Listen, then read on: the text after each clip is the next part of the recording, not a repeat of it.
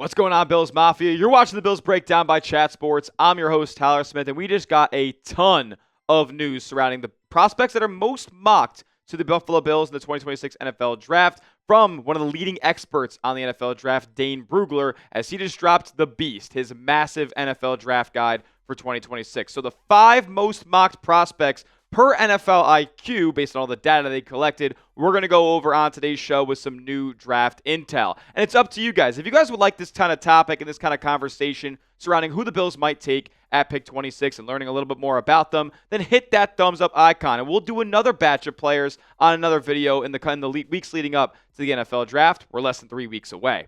All right, so the first player that we got draft intel on for Buffalo is Denzel Boston, a player that's very commonly mocked to the Bills, a big body, go up and get it, 50-50 ball type of wide receiver. And according to Dane Brugler, he's the number 6 wide receiver in the 2026 NFL Draft, the 26th overall prospect. So he fits right in for Buffalo's pick there. Scouts say he gradually grew into a leadership role, eventually wearing the captain patch. So kind of the opposite of a Keon Coleman, if you ask me. But he does profile a little bit like Keon Coleman. I was talking to Steelers talk host Jack Sperry. He has done a lot of research on Denzel Boston. He projects him more like a souped-up version of Gabe Davis, which I'm sure will be pretty successful with Josh Allen. In terms of his game, his long strides and hand strength, quote, should quickly earn him the trust of an NFL quarterback. So he seems like a guy who's going to start pretty early on in his NFL career, and he's going to be pretty conducive to what quarterbacks like to do, throwing the ball down the field. And he was a stud at Washington last year, man.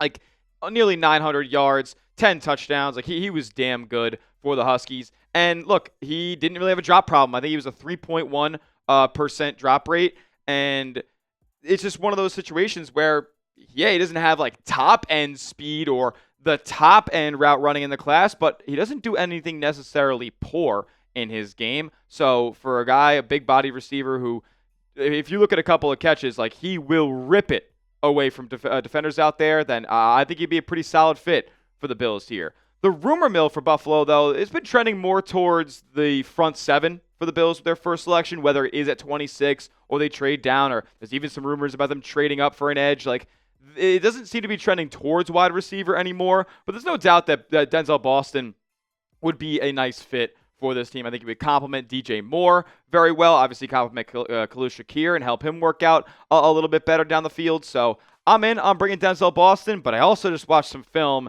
and D'Angelo Pons, the cornerback at Indiana, they didn't have many reps together, but everyone that they did, Pons kind of ate him up in the one-on-one coverage.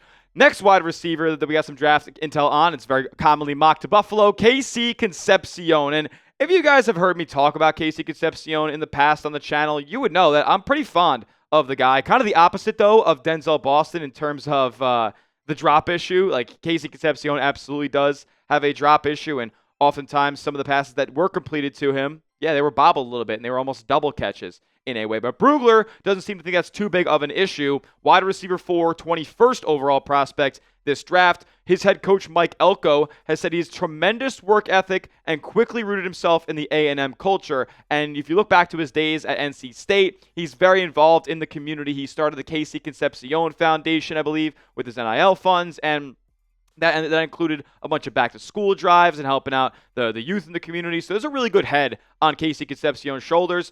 Great. He was raised very well by his parents and whatnot. His dad's from Rochester, so there's connections to the Bills there. And look, he has the receiving talent and what does it say there? He's a receiving talent and to be a starting slot or Z, and provides value as a punt returner too. Did muff one of the punts, I believe, against Miami in the college football playoff there, but he had a lot of explosive plays with the ball in his hands this past season, man. 15 yards per catch, and a lot of that came after the catch for KC Concepcion. They ran him as kind of a gadget with a lot of routes ran at or around the line of scrimmage, but it was some crossing routes and stuff over the middle of the field where KC Concepcion was constantly separating. 9 touchdowns for Texas A&M last year. Underrated 50-50 ball ability, too. Might not translate super well to the next level just based on his size and stature, but as a jump ball receiver this past season, he was pretty damn good. And we're not going to sit here and act like the Texas A&M offense was super high-powered. Marcel Reed wasn't even really a good thrower of the football, so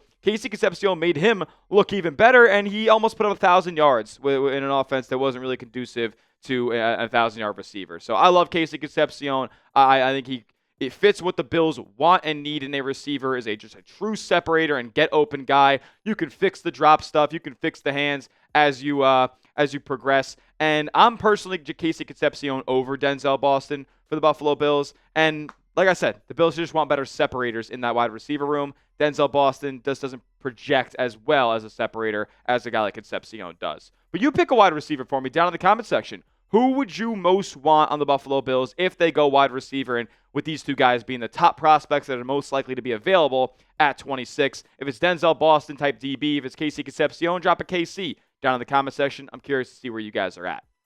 Moving on to a little linebacker position and going with C.J. Allen, linebacker, green dot guy out of Georgia. Look, Kirby Smart entrusted this guy with a lot this past year, so I'm kind of curious as to why his draft stock is slipping at this point. He's Brugler's linebacker 3 and the 46th overall prospect per him in the 2026 draft. An NFL scout did say, though, stud of a human being. Good head on his shoulders. He was a captain for 6 games in 2025. He called a lot of the defense for Georgia this past year, and he projects as an NFL starter who can make a Nick Bolton-level impact. Well, Nick Bolton makes like $15 million a season, so if you're telling me that C.J. Allen becomes a $15 million a year linebacker in this league, then yeah, I'm all for that. And to be entrusted with the Georgia defense isn't like being entrusted with like any other defense in college football. Like it's Kirby Smart's national championship perennially contending defense.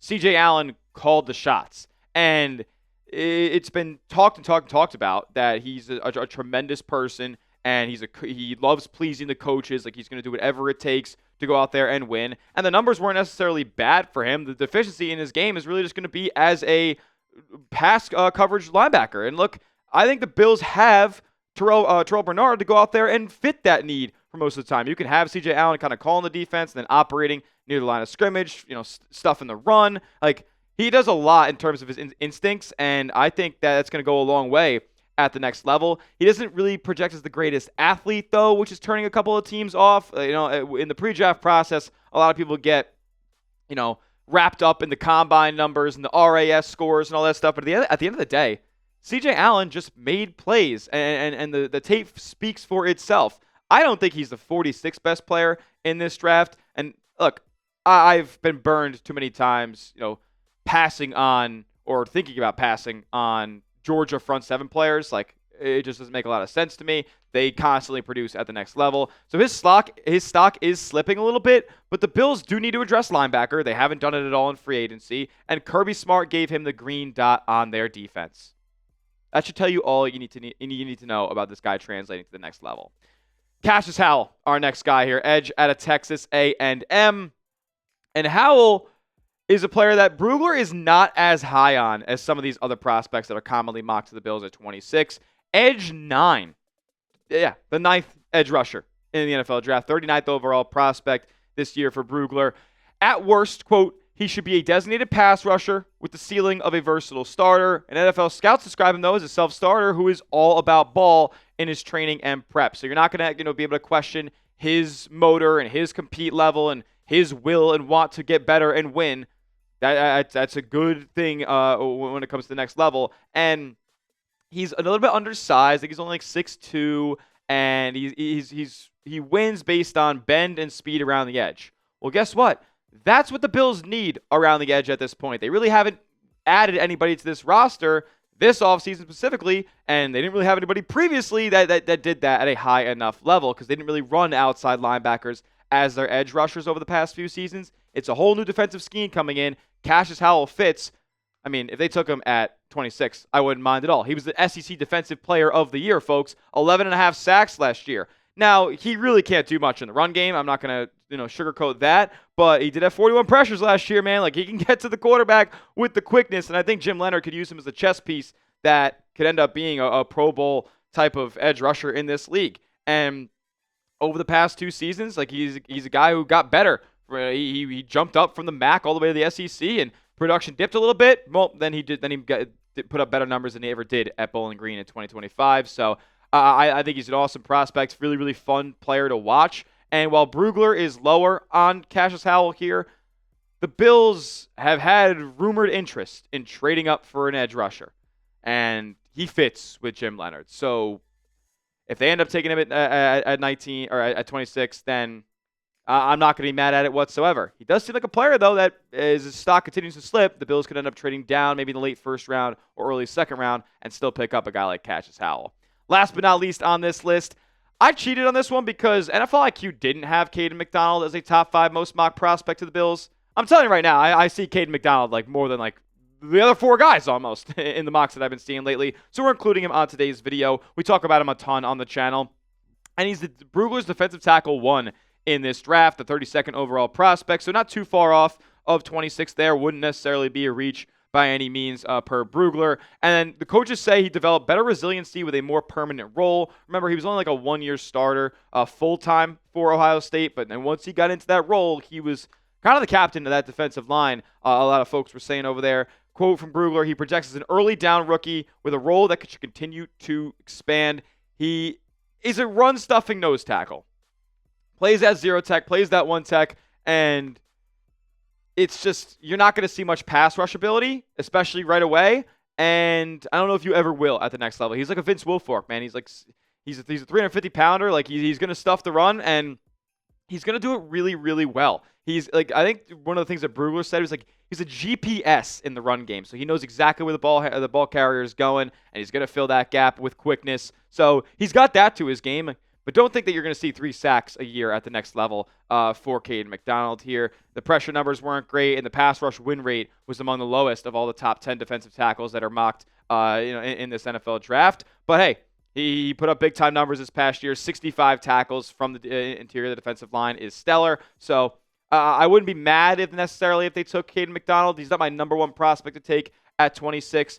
And it's really just because I have concerns over going run-stuffing nose tackle at 26th overall. He's only going to be available for a couple of downs. He's not going to be in on really passing down situations or anything for Buffalo. So it wouldn't be the best, but I also think it wouldn't be the worst. Like, McDonald's going to help you right away. The Bills have been one of the worst run defense teams in all of football for the past half decade. It wasn't just last year where they allowed 5.1 yards per carry. So he would help right away in the early downs. He could also help move around a guy like Deion Walker and Ed Oliver a little bit more. So I wouldn't be mad at the pick at all, but he's just not my number 1 prospect. And but Brugler really seems to like him. Drop a name for me down in the comment section before we get out of here on today's show. For a video that we'll do like this in the future, comment a player that you want intel on that the Buffalo Bills could go out there and draft. Let me know who that is down in the comment section, as that will do it for today's show. Give me a follow over on Twitter at Tyler J. Smith, 2 H's because the name's common, but I am not. And make sure you subscribe to the channel as well. YouTube.com/Bills News for the latest and greatest in your Bills all offseason long. We'll see you guys next time. And as always, let's go, Buffalo.